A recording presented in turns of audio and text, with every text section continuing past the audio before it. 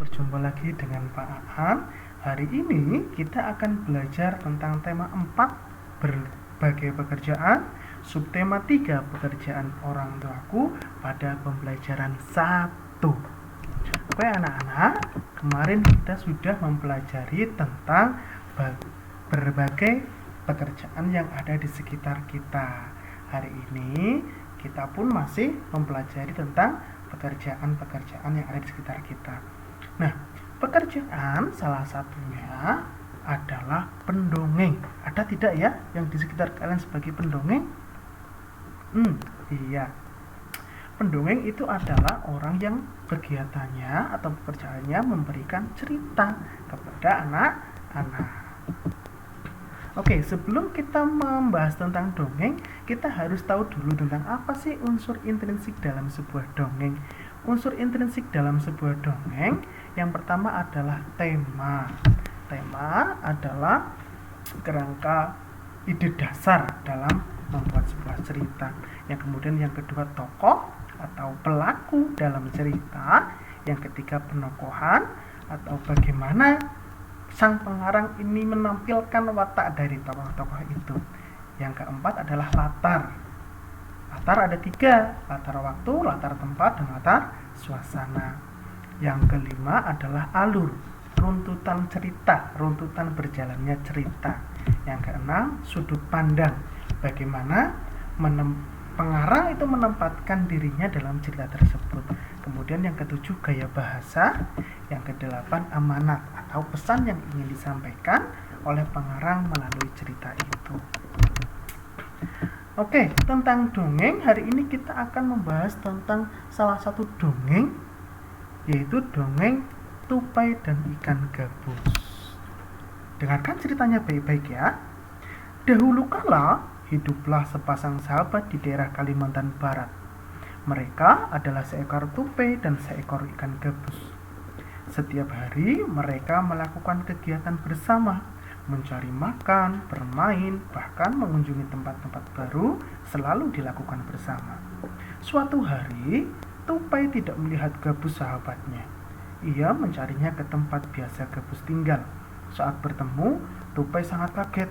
Gabus terlihat lesu. Ternyata ia sedang sakit. Tupai sangat sedih. Ia menawarkan makanan untuk sahabatnya. Namun gabus tidak berselera makan. Gabus hanya menginginkan satu jenis makanan yang diyakininya dapat menyembuhkan penyakitnya. Tupai berjanji akan mencari demi sahabatnya. Setelah gabus mengatakan makanan yang dapat menyembuhkan penyakitnya, tupai sangat kaget. Ia harus mencari hati ikan hiu. Ikan hiu sangat ganas. Tidak terpikir olehnya ia bisa mendapatkannya. Namun tupai bertekad untuk mendapatkannya. Ia ingin sahabatnya sembuh.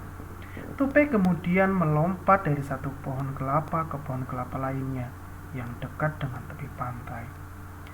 Saat menemukannya, ia melubangi satu kelapa dan membiarkan airnya habis. Kemudian sang tupai masuk ke dalam kelapa.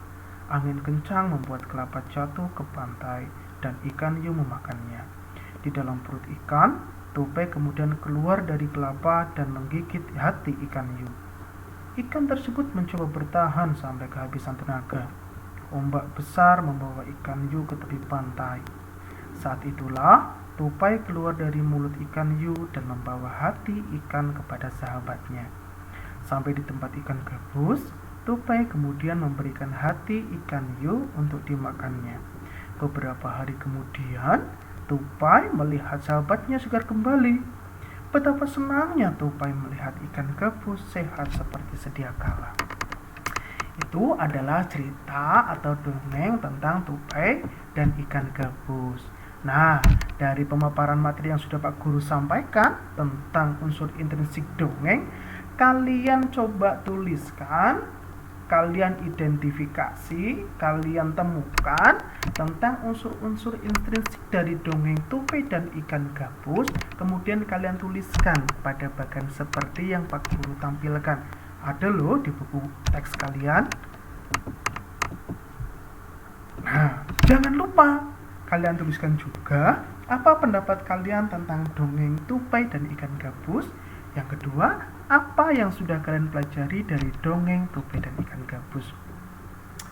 Anak-anakku yang Pak Guru sayangi, seorang pendongeng itu terkadang menggunakan alat media atau alat untuk mendongeng. Ada yang berasal dari kayu. Kayu ini manfaatnya ternyata banyak sekali. Bagaimana sih proses pemanfaatan kayu? Oke, kita tampilkan di sini. Oke, di sini pertama kayu akan ditebang, kemudian akan diangkut, selalu akan dibawa ke pengrajin, dari pengrajin dibawa ke showroom untuk menampilkan kerajinannya, baru di situ akan terjadi proses jual beli kerajinan dengan pedagangnya. Nah, di sini kalian mempunyai tugas. Apa sih tugasnya? Kalian tuliskan pekerjaan apa saja yang terlibat dari proses pemanfaatan kayu ini. Oke? Oke, pasti kalian bisa. Kemudian kalian coba temukan di sekitar kalian ada tidak seorang pengrajin kayu. Kemudian kalian buat cerita tentang pengrajin tersebut, apa yang dibuatnya, bagaimana cara membuatnya, bahannya apa saja. Oke? Kita lanjutkan ke materi selanjutnya. Kayu berasal dari hutan, walaupun kayu berasal dari pohon yang merupakan sumber daya alam yang dapat diperbarui, tapi penggunaannya juga harus bijaksana. Kenapa kalau tidak bijaksana ya Pak ya? Oke, ini adalah contoh keadaan hutan di Kalimantan karena penggunaannya yang tidak bijaksana. Ayo, bagaimana itu? Perhatikan, dari tahun ke tahun selalu ada perbedaan. Apa perbedaannya ya? Bagaimana ya menurut kalian keadaan hutan di Kalimantan? Ataukah tambah baik atau tambah buruk tadi? Oke, kalian tuliskan keadaan hutan di Kalimantan dari tahun ke tahun seperti tampilan yang Pak Guru tampilkan saat ini. Bisa? Oke, kemudian setelah kalian memahami itu, kalian buatlah sebuah prediksi tentang keadaan hutan di Kalimantan pada waktu 10 tahun ke depan. Bagaimana caranya? Oke, perhatikan pada buku kalian, buku cetak kalian, di situ ada sebuah gambar peta Kalimantan kosong, tidak ada warnanya, hanya berwarna putih dan sketsa saja. Itu kalian berilah warna hijau menandakan keadaan hutan di Kalimantan. Oke? Selamat bekerja. Untuk pelajaran kali ini kita cukupkan sampai sekian. Terima kasih. Wassalamualaikum warahmatullahi wabarakatuh.